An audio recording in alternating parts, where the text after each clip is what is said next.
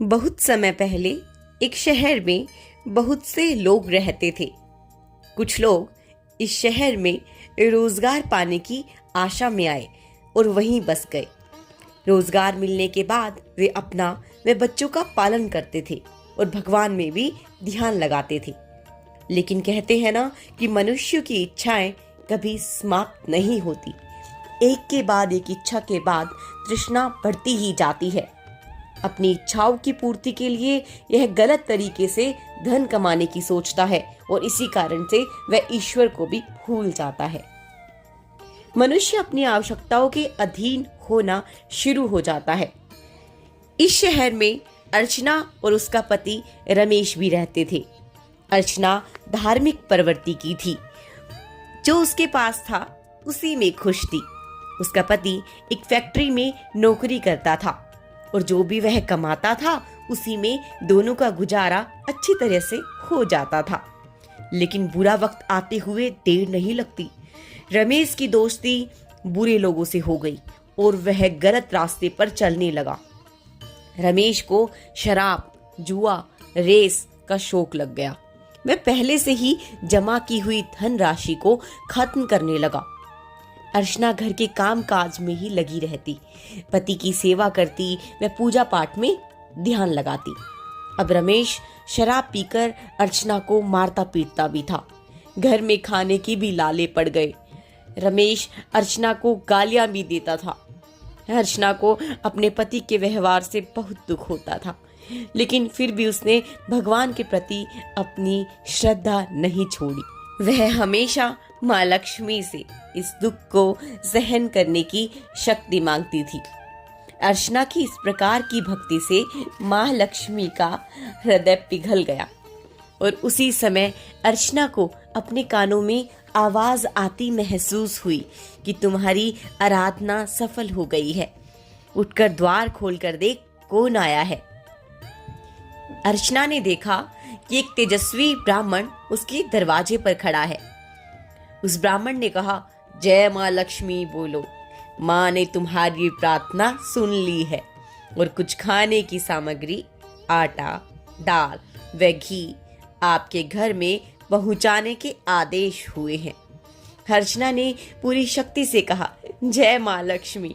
ब्राह्मण बोले, बेटी, मैं माँ लक्ष्मी जी के मंदिर का पुजारी हूँ। अगर तुम अपने घर की सुख शांति चाहती हो, वह गृहस्थी चलाने के लिए धन धान्य व लक्ष्मी जी की कृपा चाहती हो, तो माँ वैभव लक्ष्मी का व्रत करो। इस व्रत को करने से तुम्हारी सभी मन की अभिलाषाएं पूरी होंगी। अर्चना ने पुजारी जी से निवेदन करते हुए कहा, पुजारी जी, मुझे इस व्रत को करने की विधि समझा दीजिए। मैं माँ की पूजा तो पहले से ही कर रही हूँ, लेकिन व्रत की विधि मुझे आज तक नहीं मालूम है। तब पुजारी जी ने व्रत करने की विधि इस प्रकार बताई। माँ लक्ष्मी जी के व्रत को वैभव लक्ष्मी व्रत कहा जाता है बेटी। जो मनुष्य श्रद्धा एवं भक्ति से इस व्रत को करते हैं, उनकी सभी मनोकामनाएं पूर्ण होती है। उन्हें धन धान्य, ऐश्वर्य, समृद्धि प्राप्त होते हैं। यह व्रत शुक्रवार को रखना चाहिए। प्रातः शौच व स्नान आदि से निवृत्त होकर शुद्ध कपड़े पहनो। सुबह पूर्व दिशा की ओर शुद्ध आसन पर बैठो। लकड़ी के पाटे पर श्री यंत्र व माँ वैभव लक्ष्मी का चित्र रखो। माँ के सामने बैठकर जय माँ लक्ष्मी जी का उच्चारण करें और जितने भी व्रत करने हो, जैसे 5, 11, 21, 51, उनका संकल्प ले। पूरे दिन जय लक्ष्मी का मन ही मन उच्चारण करे और अपने मन के भावों को शुद्ध करे। सायंकाल के समय पूर्व दिशा की ओर मुंह करके शुद्ध आसन पर बैठे। एक लकड़ी के पाटे या चौकी पर लाल कपड़ा बिछाकर उस पर श्री यंत्र और माँ वैभव लक्ष्मी का चित्र रखें।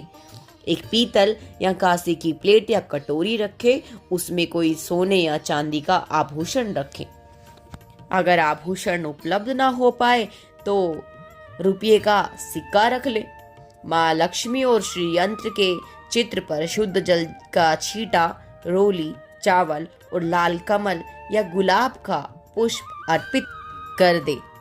धूप बत्ती या अगरबत्ती दिखाओ और देसी घी का दीपक जलाओ। पूजा के समय माँ वैभव लक्ष्मी का उच्चारण करना चाहिए। पूजन करने के बाद 5 बताशों का भोग लगाना चाहिए।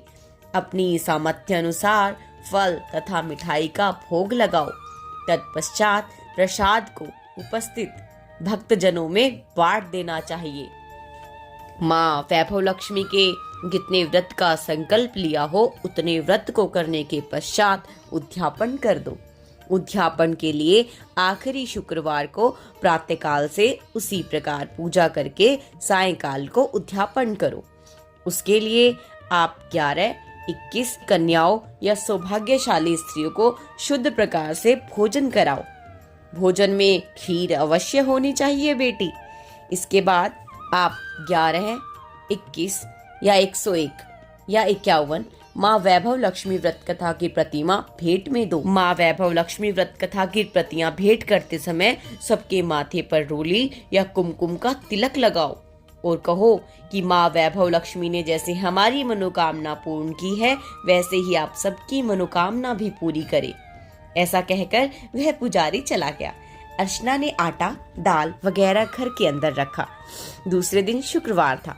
सवेरे स्नान करके स्वच्छ कपड़े पहन के अर्चना मन ही मन श्रद्धा से और पूरे भाव से जय माँ लक्ष्मी, जय माँ लक्ष्मी को मन ही मन में रटने लगी। सायंकाल को अर्चना पूर्व दिशा की ओर मुंह करके बैठी और पूरे विधि विधान से पूजन किया। रात में पति के आने पर अर्चना ने उन्हें प्रसाद खिलाया। प्रसाद खाते ही पति के स्वभाव में फर्क पड़ गया। इससे अर्चना के मन में वैभव लक्ष्मी व्रत के लिए श्रद्धा और बढ़ गई। अर्चना ने पूरी श्रद्धा भक्ति से 21 शुक्रवार तक वैभव लक्ष्मी व्रत को किया। 21वें शुक्रवार को पुजारी के कहे अनुसार उद्यापन किया। 21 सौभाग्यवती स्त्रियों को वैभव लक्ष्मी व्रत कथा की पुस्तकें भेंट की। फिर माँ के धान्य लक्ष्मी स्वरूप को मन ही मन प्रार्थना करने लगी कि हे धनलक्ष्मी माँ, मैंने आपके 21 वैभव लक्ष्मी व्रत करने का संकल्प लिया था, वह मैंने पूरा किया है। हे माँ, हमारा सबका कल्याण करो।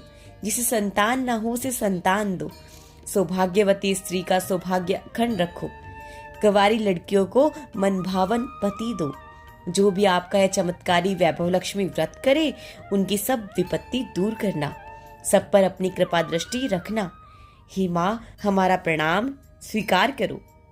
इस तरह अर्चना ने श्रद्धा पूर्वक माँ वैभव लक्ष्मी व्रत किया और उसे उस व्रत का फल भी मिला। देखो, अर्चना का पति सही रास्ते पर आ गया और पहले की तरह ही अपना कार्य करने लगा। माँ वैभव लक्ष्मी व्रत के प्रभाव से उसका व्यवसाय अच्छा चल निकला। घर में पहले जैसी सुख शांति आ गई। वैभव लक्ष्मी व्रत का ऐसा प्रभाव देखकर दूसरी स्त्रियां भी वैभव लक्ष्मी व्रत को करने लगी।